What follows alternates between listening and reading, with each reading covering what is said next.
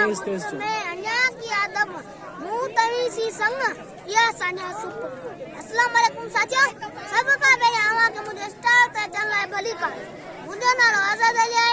मां 5वीं क्लास में पढ़ा तो आज मुझे स्टार जो उन्वान इंसानियत का साथियों जिया तो सभई पालियल जानवर जंगली जानवर जो औलाद आहिन। इंसान खुद बके वक्त में जंगली जानवर हो उन वक्त इंसान की जिंदगी ॾाढी कठिन ऐं सख्त हूंदी हुई। इंसानियत का जो सिलसिलो जो 6 मिलियन साल अॻु यानी 60 लाख साल अॻु शुरू थियो हो। साइंसी साबितनि मां ख़बर पवे थी त पंहिंजे बांदर जहिड़नि नबरदारनि जी अर्थ काई सूरत आहे। साचो इंसानियत का 5 मरहलनि में आहे जेका शुरू थिए थी ऑस्ट्रेलियोपैथिक्स खां।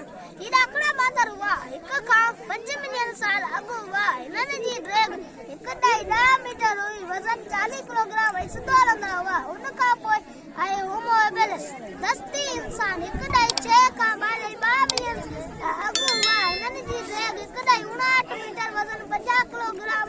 इब्तिदाई औज़ार शयूं वग़ैरह कमु आणींदा हुआ ऐं ॻाल्हाईंदा हुआ। उन खां पोइ 3 नंबर ते होमो इरेक्टस उभो हलंदड़ इंसान 0.4 खां 2 मिलियन साल अॻु हुआ। हिननि जी ड्रैग 1.60 मीटर, वज़न 60 किलोग्राम। बाह ॻोल्हे लदाऊं ऐं टोलियुनि में शिकार कंदा हुआ। 4 नंबर ते नेंडरथाल अचनि था।